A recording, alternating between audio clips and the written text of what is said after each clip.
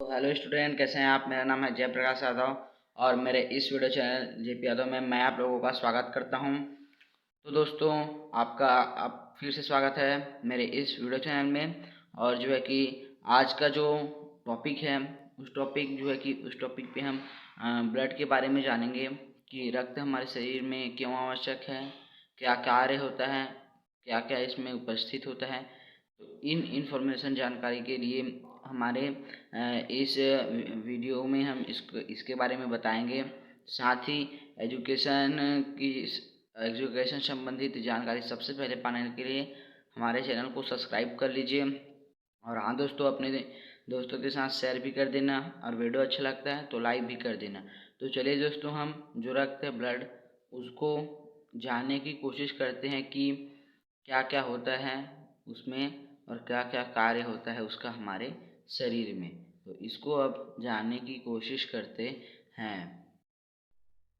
तो blood blood जो है कि सबसे पहले तो हमारे शरीर में जो ब्लड का पीएच मान है वो जो है कि 7.4 होता है। हमारे शरीर में जो ब्लड है उसका जो है कि पीएच मान 7.4 होता है। ये जो बात है ये याद रखने योग्य है, इसको आप याद रख सकते हैं कि हमारे शरीर में ब्लड का पीएच मान 7.4 होता है।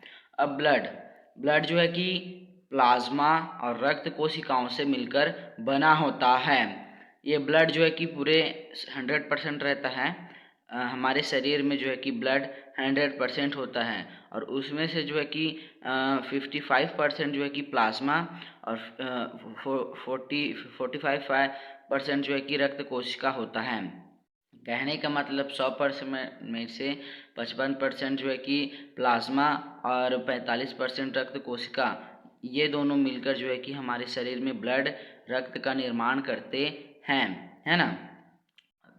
हमारे शरीर में जो ब्लड है वो जो है कि प्लाज्मा और रक्त कोशिकाओं से मिलकर बना होता है। प्लाज्मा जो है कि 55% उपस्थित होता है हमारे ब्लड में और रक्त कोशिका 45% उपस्थित होता है, जिसको हम ब्लड सेल भी बोलते हैं। ठीक है। अब ये इस प्लाज्मा में जो है कि 90% जल उपस्थित होता है, 7% प्रोटीन उपस्थित होता है, 0.9% जो है कि सॉल्ट नमक उपस्थित होता है और 0.1% ग्लूकोज उपस्थित होता है।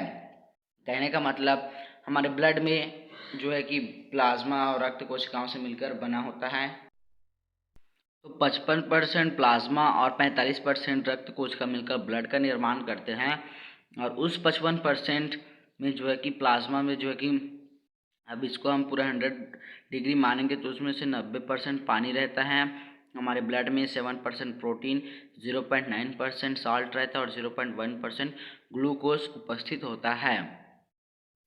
और रक्त कोशिकाओं में जो है कि श्वेत रक्त कणिकाएं, लाल रक्त कणिकाएं और प्लेटलेट्स।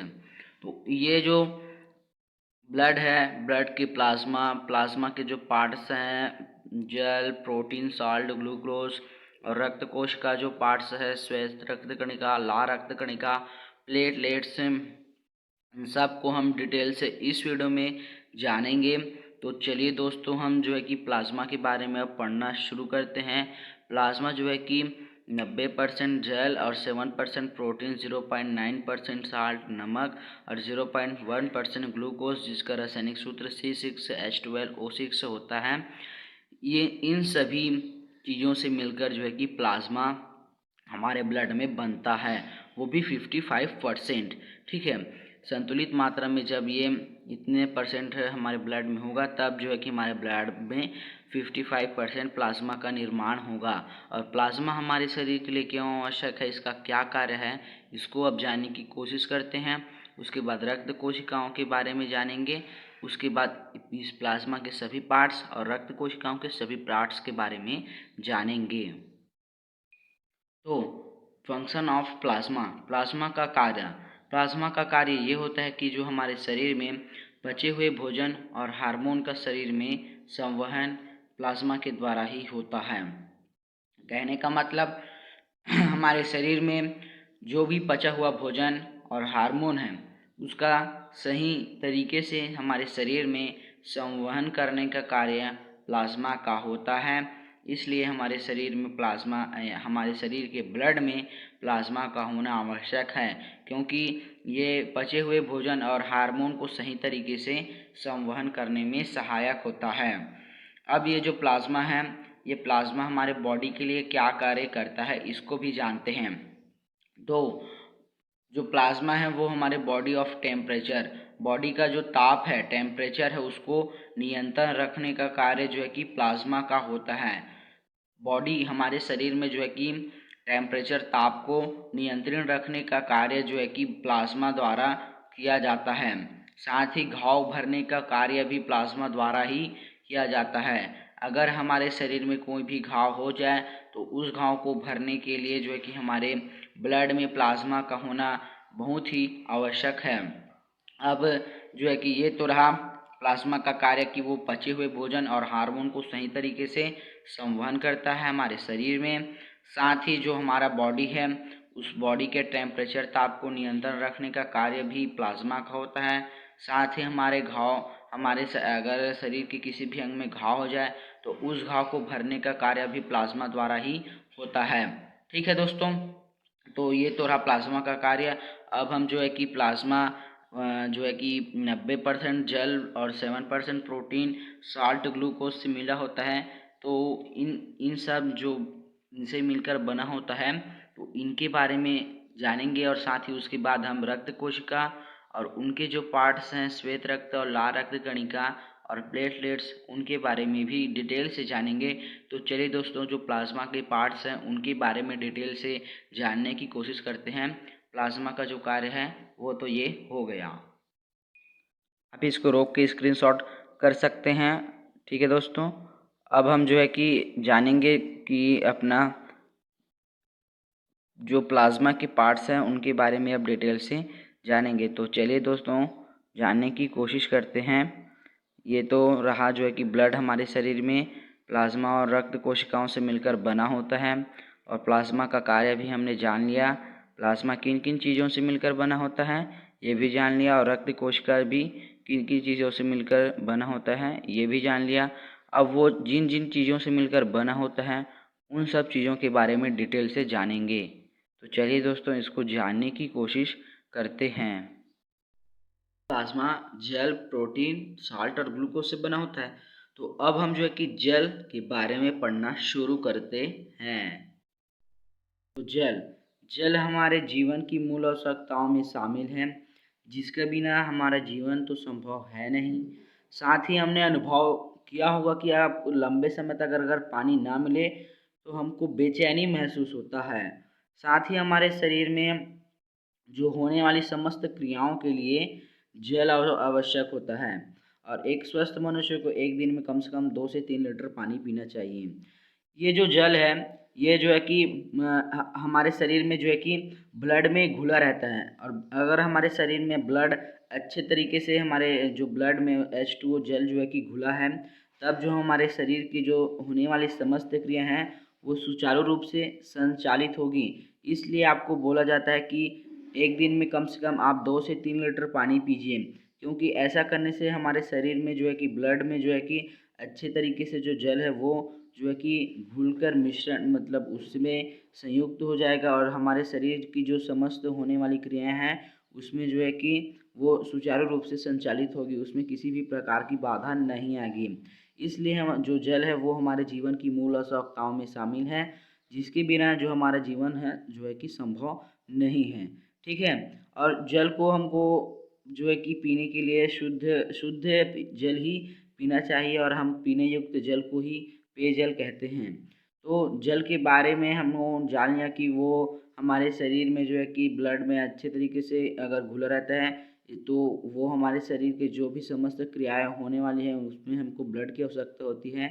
अगर ब्लड हमारे शरीर में नहीं होगा तो ये जो क्रियाएं हैं वो नहीं हो पाएंगी। इसलिए अगर आपके शरीर में पानी और ब्लड दोनों संतुलित मात्रा में है तो आपके शरीर में जो समस्त क्रियाएं हैं वो सुचारू रूप से संचालित होगी। इसलिए आपको यह बोला जाता है कि आप कम से कम एक दिन में 2 से 3 लीटर पानी पीजिए, ताकि आपका शरीर में जो है कि समस्त होने वाली क्रियाएं वो है जो है कि समस्त रूप से संचालित हो, और आपको आपके शरीर में किसी प्रकार की बाधा ना आए और आप जो है कि स्वस्थ रहें। तो ये तो रहा जो है कि जल के बारे में। अब हम जो है कि प्रोटीन, प्लाज्मा जो है कि प्लाज्मा में प्रोटीन पाया जाता है, तो उस प्रोटीन के बारे में जानेंगे कि वो प्रोटीन हमारे शरीर के लिए क्या कार्य करता है और क्या क्यों आवश्यक है, इसको भी आप जानने की कोशिश करते हैं।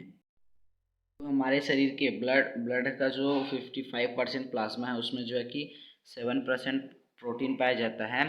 तो उस प्रोटीन में जो है कि सीरम फाइब्रोनोजिन प्रोटीन पाया जाता है।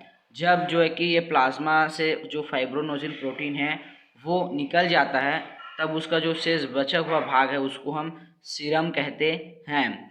जो हमारे ब्लड के प्लाज्मा में 7% प्रोटीन पाया जाता है, उसमें उस प्रोटीन का सीरम फाइब्रोनोजिन प्रोटीन पाया जाता है।